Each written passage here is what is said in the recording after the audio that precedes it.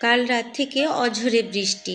কেউ হয়তো খুব বকেছে আকাশটাকে, তাই আর তার কান্না থামছে না। কিন্তু এইদিকে গৃহিণীদের কাজ সে তো আর থেমে থাকবে না। তাই বর্ষার দিনে কিভাবে একের পর এক স্টেপ বাই স্টেপ কাজগুলো গুছিয়ে নিলাম সকাল থেকে সন্ধ্যা পর্যন্ত, সেই নেই। চলুন আজকের দিনটা শুরু করি। আকাশটা দেখেছেন, ভীষণ অন্ধকার হয়ে রয়েছে, মনে হচ্ছে যেন আলো, কিন্তু চারিদিকটা অন্ধকার হয়ে রয়েছে। আর জামা কাপড়ের কথা তো বলবেন না, ঘর দুয়ারে শুধু জামা কাপড় আর জামা কাপড়। এই দেখুন, লাইটটা না জ্বাললে ঘরের অন্ধকারটা কাটছেই না। মনে হচ্ছে যেন দিনের বেলা না, সন্ধ্যাবেলায় ঘুম থেকে উঠেছি। নমস্কার বন্ধুরা, আমি অনু, হ্যাপি লাইফ উইথ অনুর আরও একটা নতুন ব্লগে আপনাদের সকলকে মন থেকে জানাই অনেক অনেক স্বাগত। তবে ভিডিও শুরুটা তো করেছি, আর ভয়েসটা দিচ্ছি রাত্রিরের দিকে। আর আমার সঙ্গে আজকে ভয়েস দিচ্ছে নানা রকমের ব্যাঙ। তো অসুবিধা তো একটু হবেই জানি, তবু একটু মানিয়ে নেবেন। আসলে গ্রামে ঘরের মানুষ তো, এই ব্যাঙ ঝিঝি পোকার ডাক এই সব নিয়েই হচ্ছে আমাদের জীবন। আমাদের তো অভ্যাস হয়ে গেছে, হয়তো আপনাদের অনেকের এই অভ্যাসটা নেই।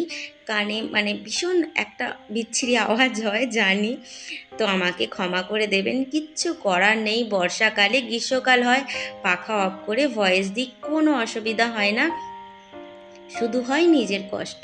কিন্তু এই যে ব্যাঙগুলোকে তো আর চুপ করাতে পারবো না, তাই তাদের হয়ে আমি ক্ষমা চেয়ে নিচ্ছি। আর দুটো ঘরই বিছানাপত্র তুলে নিয়েছি, তবে আজকে মায়ের ঘরটা একটু ডিপ ক্লিন করব। আসলে ফাঁদ তো প্রতিদিনই প্রায় ঝেড়ে নিই, কিন্তু ঘরের যে সমস্ত টুকটাক জিনিসপত্রগুলো দিয়ে সাজিয়ে রেখেছি সেগুলো তো আর প্রতিদিন মোছা হয় না, হয়তো সপ্তাহে একবার কি দুবার এই ধরনের করে মুছি। তাই ভাবলাম যে মায়ের ঘরটা আজকে সুন্দর করে পরিষ্কার করে রাখি। আর এই ঘর সাজানো, ঘর গোছানো, ঘর পরিষ্কার করা, এইটা হলো প্রত্যেকটা গৃহিণীর একটা ভালোবাসার জায়গা। হয়তো পরিশ্রম আছে, হয়তো কষ্ট আছে, কিন্তু এর থেকে যে আনন্দ, এর থেকে যে ভালোবাসা পাওয়া যায়, সেটা কিন্তু অন্য কোথাও পাওয়া যায় না। আর জানি না এই কুমোরে পোকার বাস আপনাদের ঘরে আছে কিনা। দেখেছেন এই র্যাকটার মধ্যেও কুমোর পোকা হয়ে গেছে, আর দেওয়ালেও দুটো হয়েছে, কিন্তু এদেরকে ভাঙা যাবে কি না যাবে সেটা বুঝতে পারছি না। কিন্তু কাঠের ওপরে যেটা ছিল, আমি ওই ফুলদানিটা তুলতে গিয়েছিলাম, মানে ফুলদানি বলছি সরি, ওই যে মোমের মতো যে প্লাস্টিকের শোপিসটা রেখেছিলাম, ওইটা যেই তুলতে গেছি সাথে ওটাও উঠে গিয়েছিল। তো এটা পরবর্তীকালে মাকে জিজ্ঞাসা করে তারপরে ভেঙে দেবো। মা অবশ্য দেখেছে, কিন্তু জিজ্ঞাসা করা হয়নি যে এটা ভেঙে দেবো কি না। তো সেই কারণে রয়ে গেছে, আর ভাঙলাম না। বলে কুমোরে পোকার বাস নাকি খুব ভালো, তবে আমার কাছে মনে হয় এর থেকে মানে খারাপ জিনিস আর হয় না। জানেন তো, প্রচুর চারিদিকে কুমোরে পোকার বাস করে দিয়েছে। আপনাদেরকে যদি আমি গুনে গুনে দেখাই যে কত কুমোরে পোকার বাস হয়েছে, তাহলে দেখা যাবে সারা বাড়িতে কোথাও না কোথাও তো রয়েইছে। যাই হোক, আমার এই ছোট্ট হ্যাঙ্গিংটা আপনাদের কেমন লাগলো অবশ্যই জানাবেন। আর একটা কথা, ভিডিওর এই পর্যায়ে এসে বলি, যদি কোনো অংশে ভিডিওটা ভালো লেগে থাকে তাহলে প্লিজ চ্যানেলটা সাবস্ক্রাইব করে আমার পাশে থাকবেন, আর অবশ্যই একটা মিষ্টি কমেন্ট করে যাবেন আমার জন্য। নতুন বন্ধুরা, আপনারা কমিউনিটি পোস্টে একটা ছোট্ট লেটার দিন।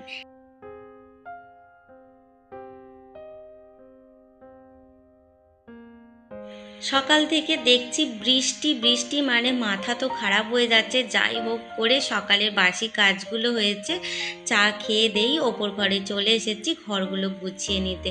আর এই বর্ষাকালে স্যাঁতস্যাঁতে হয়ে যায় চারিদিকটা, ভীষণ বিরক্ত লাগে। তার উপরে যদি একটু ধুলো ময়লা থাকে, সেটা তো দেখতে আরোই বিচ্ছিরি লাগে। তাই ভাবলাম যে ঘরটা আজকে একটু ডিপ ক্লিন করে নিই।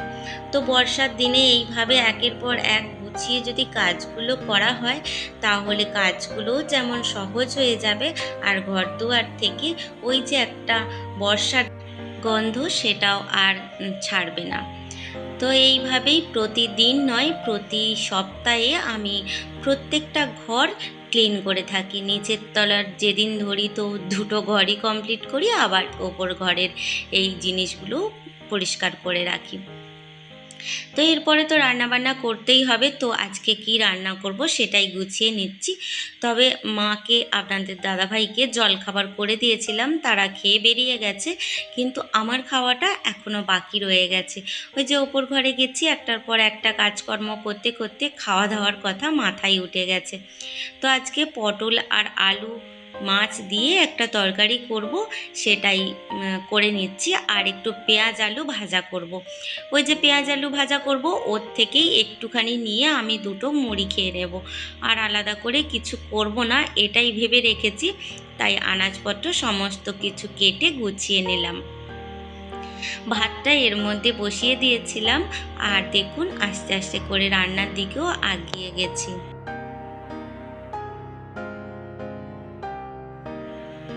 তবে আমাদের এই যে গ্রামের একটা পরিবেশ বর্ষাকালে বেশ সুন্দর লাগে, জানেন তো, চারিদিকটা সবুজে সবুজ ভর্তি হয়ে যায়। আর সামনে আমাদের একটা ছোট্ট খাল মতো আছে, সেটাতে এত জল হয়ে গেছে, আর যদি দুদিন একটু চেপে বৃষ্টি হয় তাহলে মনে হয় আমাদের এখানেও বন্যা হয়ে যেতে পারে। আলুগুলো ভেজে নিয়েছিলাম, আর তারপরেই মাছ ভাজাটা শুরু করে দিয়েছি। আজকে একটু বেশি করেই মাছ ভেজে রাখছি, কেননা কালকে এর জন্য একটু ভাজা মাছ তুলে রাখবো, আর কাঁচা মাছ আজকে ফ্রিজে রাখলাম না। ওই যে আপনাদের দাদাভাই এক কাজ করেছেন, তিনি পনির এনে একদম ডিপ ফ্রিজে ঢুকিয়েছেন। তো দেখলাম যে যখন আনা ওখানে রয়েইছে, তো আর ওখান থেকে মাছটা রাখবো না, পাশাপাশি দুটো জিনিস ভালো লাগে না, কেননা নিরামিষ দিনে ওটা যদি করতে যাই তাহলে আর করতে পারবো না। তো যাই হোক, এদিকে পটল ভেজে নিচ্ছি, আর এখানে মশলাটা কষিয়ে নেব। ওই সাধারণ রেগুলার মশলা দিয়ে যেমন সকলে রান্না করে আমিও রান্না করি, তবে কি সকলের হাতের গুণের অনুযায়ী তরকারির টেস্টটা একটু বদলে যায়। তো সাধারণ রান্না, বিশেষ কিছু নয়, মধ্যবিত্তের ছিমছাম রান্না। এই বর্ষাকালে যদি ঘরের মধ্যে একটু কর্পূর আর ধুনোর ধোঁয়া দেওয়া যায়, তাহলে ঘর থেকে একটা বাজে যে গন্ধ বেরোয় বর্ষার, সেই গন্ধটা কিন্তু আর থাকে না। তো কর্পূর আর আমি কি করি, যে আমাদের তো গরু ছিল, তো ঘুঁটের যে যেটা থাকে সেটা দিয়ে তাতে একটু কর্পূর, একটু ধুনো দিয়ে ধোঁয়া দিতাম। কিন্তু যেহেতু এখন গরুটা চলে গেছে, তাই আমার ধুনোটা দিতে একটু কষ্টই হয়, আর নারকেল ছোপা দিয়েও দেয়া যায়, কিন্তু কি বলুন তো, এই বর্ষায় সমস্তটাই ভিজে আছে, তাই আর সেটা দেয়া হয়নি। কিন্তু চেষ্টা করি যে একটু অন্তত কর্পূর জ্বালিয়ে ঘরটা একটুখানি দিতে। আসলে সেটুখানি আপনাদের সঙ্গে হয়তো শেয়ার করা হয়ে ওঠেনি, তবে নিশ্চয়ই একদিন শেয়ার করব যে আমি কিভাবে এগুলো দিয়ে থাকি।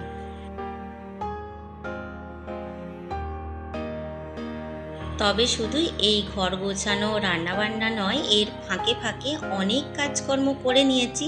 ছেলেকে ফোন করে তুলে দিয়েছি কলেজ যাওয়ার জন্য, বাসনপত্র ধোয়া, আনাজপত্র ধোয়া, মানে সারাক্ষণ যদি আমি ফোন নিয়ে ঘুরতে যাই তাহলে ভীষণ মুশকিল হয়ে যাবে কাজকর্মে, তাই কিছুটা অন আর কিছুটা অফ ক্যামেরায় করে থাকি। এই যে ফাইনাল লুক আমার রান্নার, আর এটা হলো সন্ধ্যাবেলা। যাই হোক, সন্ধ্যা দিতে চলে এসেছি নিচের ঘরে, তো অবশ্যই মন্দিরেতে সন্ধ্যা দিয়ে এসেছি, আর এখানে হলো গণপতির যে পিকচারটা আছে ওখানে একটুখানি সন্ধ্যা দেখিয়ে দিলাম।